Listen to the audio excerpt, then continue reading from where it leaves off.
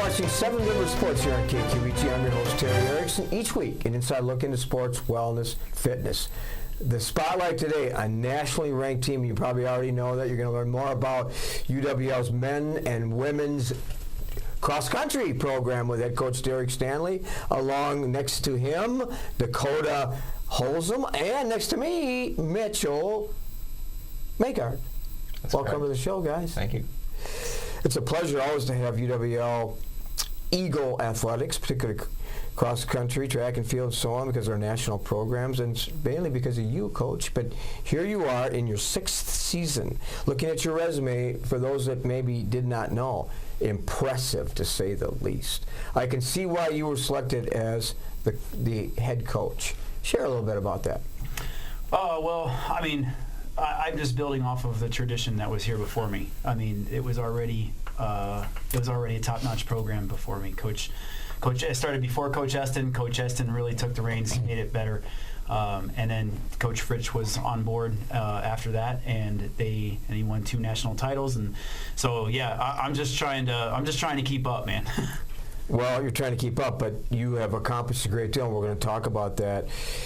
In addition to being the head coach on both the men's and the women's side, other responsibilities too, track and field and so on.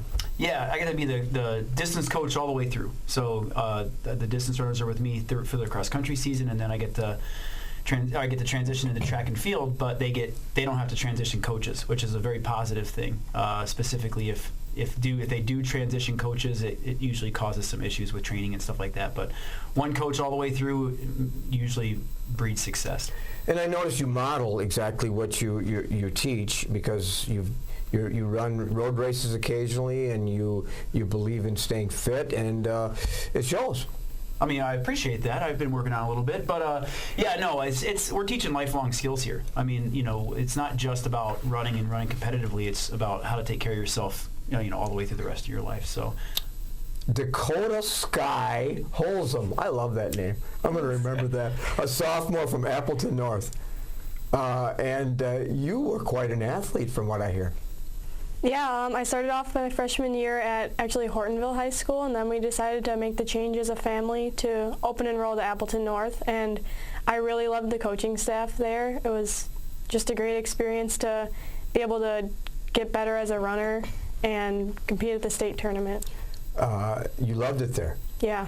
They loved you too. Because when I tell you, 4 letters in cross country, track and field captain, and valedictorian of her class. Whoa. So if I went back to your hometown and asked a little bit about you, I'm sure that people would put you on a high pedestal. Is that correct? Yeah, I think so. Some defining moments in your high school years. Just being able to compete on a very competitive team and be able to have so many opportunities to learn, and running and life too. Our team focused a lot on the mental aspect of running, and so we had mental training in that, and then that was able to flow through into other areas of my life as well. Excellent. We're going to come back to that mental approach, so kind of save that thought. Okay. But next to me, Mitchell Maegaard, Kenosha Tremper, cross country, track, hockey, also anything else? Soccer and golf. Soccer too. Golf when I was growing up. Oh, really? So yeah. you did them all. You sort of tasted all the different things that were out there. And you were a captain, MVP in track and field, state qualifier in 2 sports, and salutatorian. Anything else? Playing the band and doing? Wasn't as musically inclined. Wow, you were a gift to that family. Yeah. What about your family? Talk about that. I have a younger sister who's in soccer, and then a younger brother 2 years younger than me. He did soccer, golf, and hockey throughout high school. Captain on all 3 of those, so he might have had me beat in the athletics pool, but yeah, we're all pretty athletically and academically gifted. Parents both supported all of us through the whole thing. Let's go back down memory lane a minute, okay? Absolutely. Who inspired you when you were very young and kind of encouraged you and gave you the kind of thought, well, this guy's going to be pretty talented, maybe even at the collegiate level? Definitely my parents. My dad coached both hockey and soccer for my teams growing up, all the way from when I was 3 years old to high school. So I'd say that was probably the biggest defining moment for my athletic career. Oh, and how about your sort of most signature accomplishment as a high school athlete? Signature accomplishment. I would say making it to state as a team in cross country my junior year. I was able to lead the team, and making it by myself was an all right feeling, but then once they came with me, that was a pinnacle. Who inspired you when you were younger, Dakota? My parents as well. They were both runners, and they coached me just like Mitch's parents did. My dad did a running club through the YMCA, and my mom coached me in middle school cross country. And they just showed me how much they loved running because they run every day, and just got us into it as a positive experience. Didn't make us run, but just encouraged us to. Recruiting, one of the benchmarks of success as a collegiate coach, as you well know, Coach, and you found two not only tremendously gifted academically, athletically, not easy to find, of course, but what attracted you to these two athletes? Oh, well, I mean, Mitchell was pretty easy. He was state qualifier. He'd showed an interest in UW-Well, so I was following him and just communicating with him, in a general sense. I think that he kind of knew he was coming to UW-Well fairly early, so there wasn't a ton of recruitment that took place. I think he just kind of knew he wanted to be here type of thing. So it was really easy, and then when he went to state and track, it was like, yeah, this is going to be all right. Dakota was way easier because her parents are alum. So they both ran for UW-Well Cross Country. Both were very, very successful athletes. And so when I was following her even earlier in her career as a sophomore and a junior, it was really easy to communicate. Every once in a while, I think she would show up at our alumni event, and stuff like that. And it was kind of nice to be able to just make a contact with her and let her know, that UW-Well is here and waiting for her. Well, Dakota Sky, were there any other schools that were after your skills and your gifts? There were some larger schools that I was thinking about going to, not for running, because they were Division I, and I didn't want that. And I wasn't, quite there either to be at that level, but I thought D3 would be well-suited for me. And I don't know, UW-Well was just always the number one school there, looking at my running and academics. Well, good. And Mitchell, I'm sure there were other schools that came after you. There were a couple. I'd say when it came down to it, I was deciding between here, Minnesota, and actually Portland, Oregon. A lot of runners in Portland, Oregon. Oh, yeah. And I've kind of always loved the climate and area out there, but I think what it came down to it was just being able to balance athletics and academics, especially going into college. So I thought D3 would be a good fit, and what better place than a couple national championships for lacrosse. The old stereotype where athletes take the easiest classes, which may have been around the time I was in school, but actually not so much. But actuarial science major. Pretty impressive.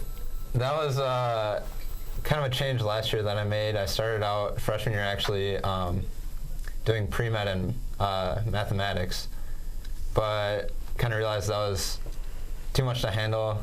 So I made the change actually just last year over to actuarial science. Just always loved math since a young age. So yeah, thought that would be a good fit. And speaking of pre-med biology, that's the direction you're going in. Yeah, I've just always wanted to be a doctor, I guess, from a really young age, and love science classes. So I figured I should head that direction for college because I'm better at it than other studies. So. Long road ahead of you. Sophomore in college. Yeah. 2 more years of eligibility, and then on to another 4 or 6 years. Yeah, it's going to be a long time, but it'll be worth it. So. Where may that take you? I mean, there's many options for med school, right? Yeah, I'm thinking about sticking around in Wisconsin, the Medical College of Wisconsin, but obviously going to look other places in the Midwest as well. Certainly academics, and I think everyone knows that UWL has high standards. Tough to get in.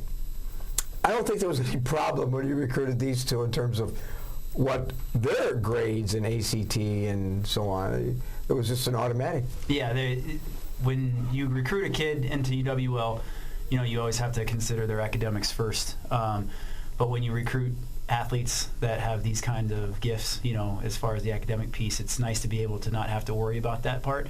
And it's really quite amazing what they are able to accomplish from the commitment that they make to their academics, but they also hold their athletics quite as high, and there's a saying that we have, it's like there's three aspects of college life. There's your academic life, your athletic life, and your social life, and you can only be great at two of those, or you can be average at all three.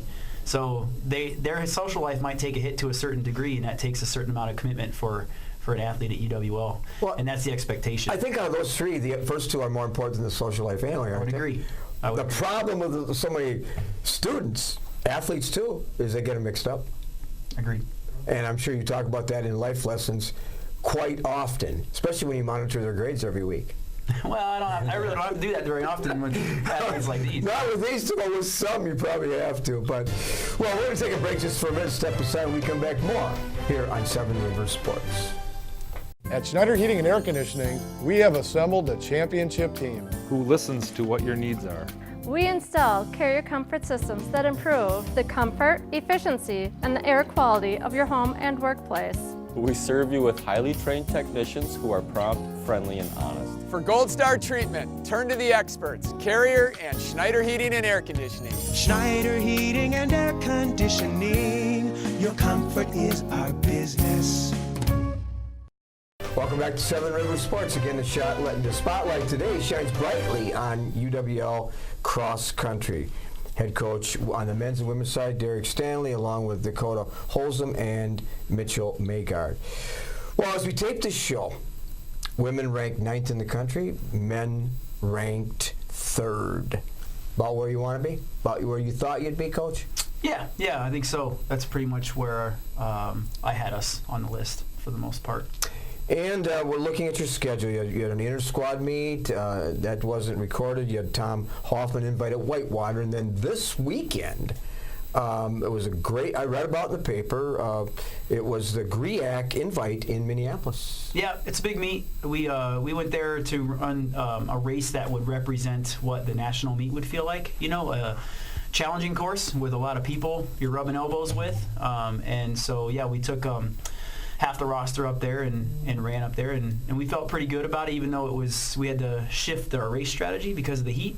We felt good about how we ran and the results that we had. So men 4th of 41 teams, women 8th of 41 teams. So I read in the paper too and did a little research on it, and the difficulty in that race is, like you said, pretty close to what you'll see in November when you go to the Nationals. Yeah, I think that situation in particular created one that would be way more difficult just because of the heat. Like the course in November when we run the national meet will be a hilly course, and it will have challenge to it with the traffic and stuff like that, but it probably won't be 82 degrees outside at that point. At least we hope. Well, yeah, let's hope not. First part of the show, we talked, Dakota, you mentioned the mental approach. And so many people hit the wall and really crumble.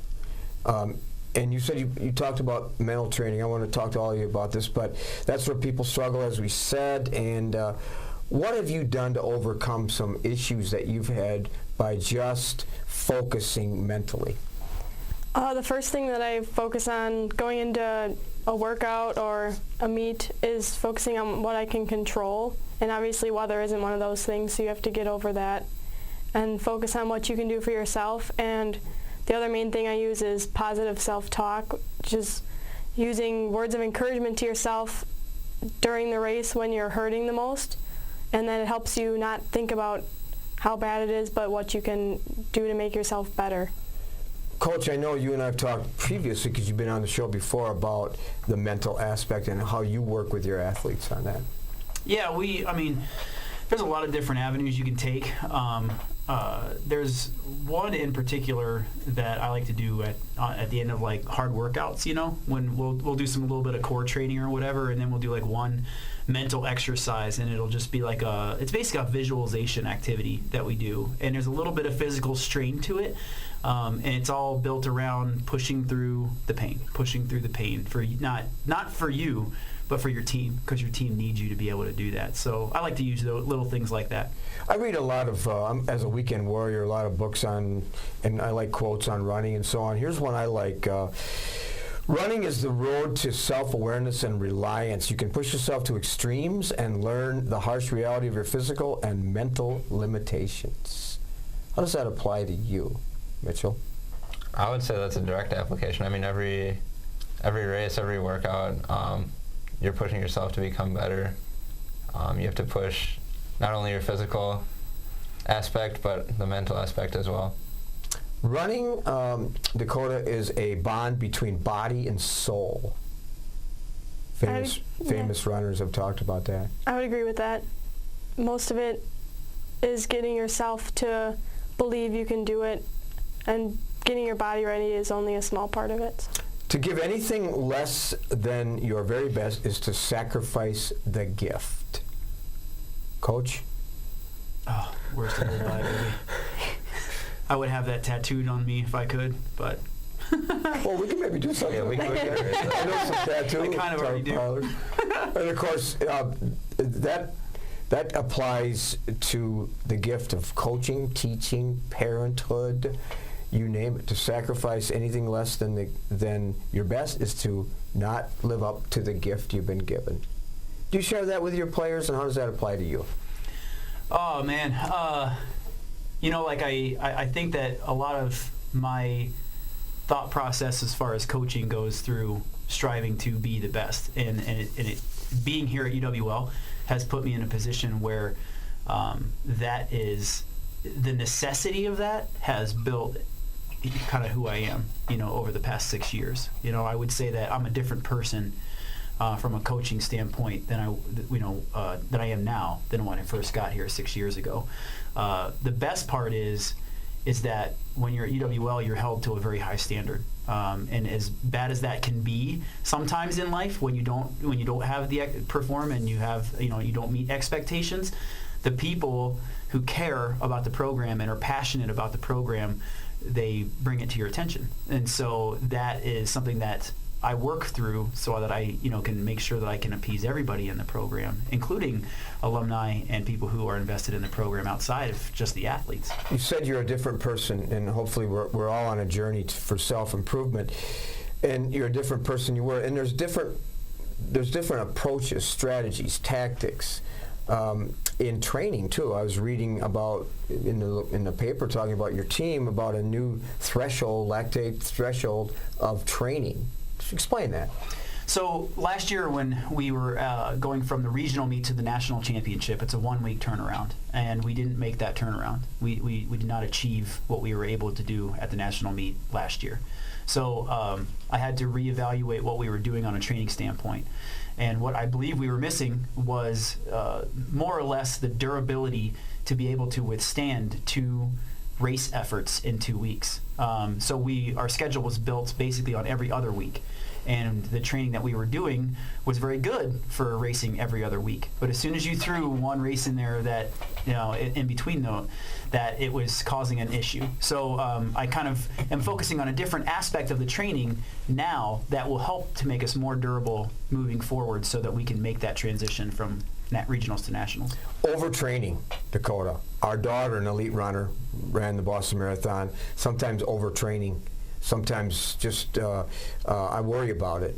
And there's a lot of athletes that become so involved in their sport, particularly runners, maybe more than any other sport, that sometimes it becomes a challenge.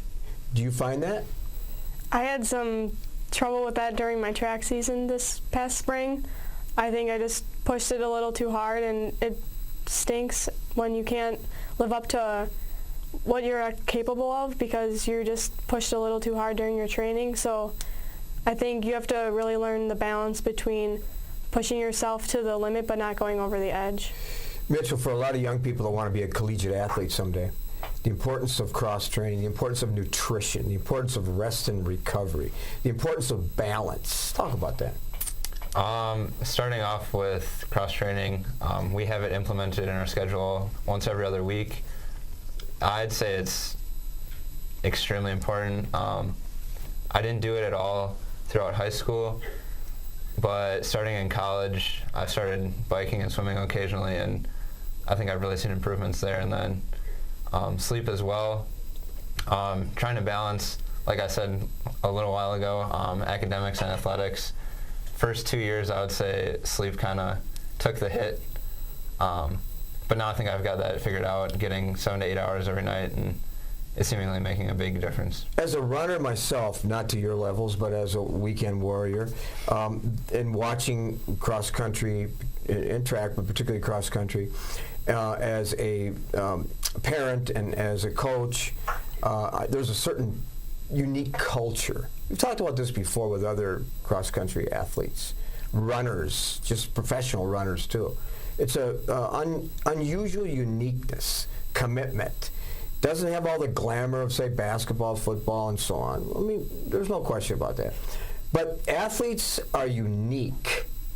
How are you unique, Dakota? Would you agree with that statement? Yeah, I'd agree with that.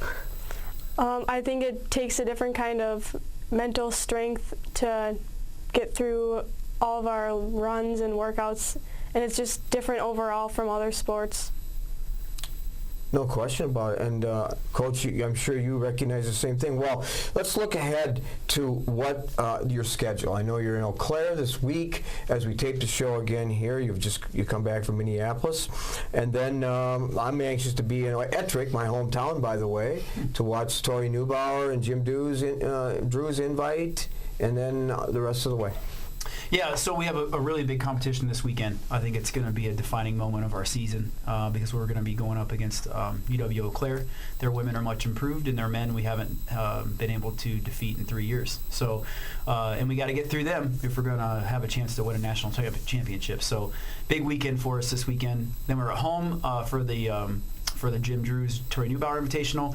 That will be more of a prep to see how we're going to look at the conference championship, and then it goes conference, and then regionals, and then nationals. So yeah, championship season begins. Well, you're a familiar team, an individual at the Nationals, because I noticed that you've been there 6 years in a row.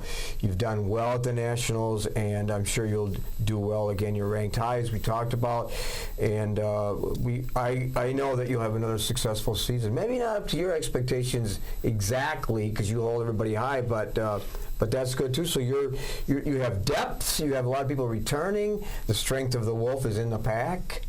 A quote that I really like. And so it looks good on the horizon. We're very excited. Yeah, I know you are. Well, certainly the pride and joy of the running group in La Crosse at UW-La Crosse Country. Hope you can maybe get to Ettrick and watch the teams participate on October 14th. But keep track of them on the website too. And again, it's great to have you on the show. Thank you. Yeah, thanks for having us. All right.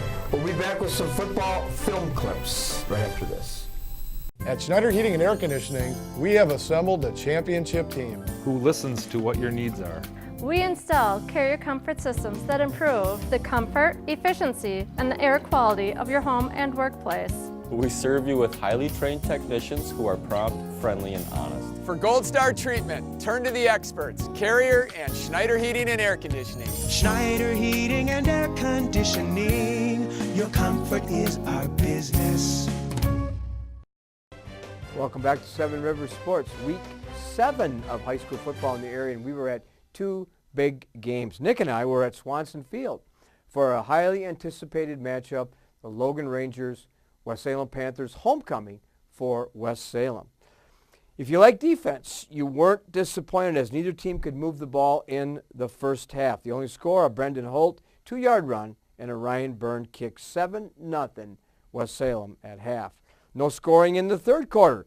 We moved to the fourth as Logan's defense would stiffen, holding West Salem out of the end zone. So after a 4th down penalty in the fourth quarter, the versatile Ryan Byrne kicked a 24-yard field goal, Logan would then get the ball back in hopes of getting some points on the board, but senior linebacker Matt Bigley would step in front of a Matt Escher pass to stop the drive. The Panthers would run the clock out to win 10-0. Logan's defensive unit was up to the challenge, playing their best game of the season. Logan slips to 3-4 and 2-3 in the conference and head to Holzem on Friday, while West Salem is one game away from winning their first MVC championship, and they are at Sparta on Friday. A wild game at Roger Herring Field on Friday. Sparta at La Crosse Central. A total of 84 points were put on the board. Central would take a 14-7 lead in the first, with Greg Kohler and Johnny Davis each scoring TDs. Sparta sophomore quarterback Cole Wesneski ran in from 2 yards. Sparta would score twice in the second, a Bryce Edwards run and an 86-yard pass with Wesneski to speedster Keegan Savor. Central Stephen Cross found the end zone on a 67-yard pass from Davis. 4 TDs in the third, Greg Kohler and David Hayden for Central, and Rig Falmger, a 90-yard kick return, as well as a Keegan Savor on an 18-yard TD reception. Central's defense took over in the fourth, shutting down the Spartans while scoring on a 7-yard pass from Davis to Kohler.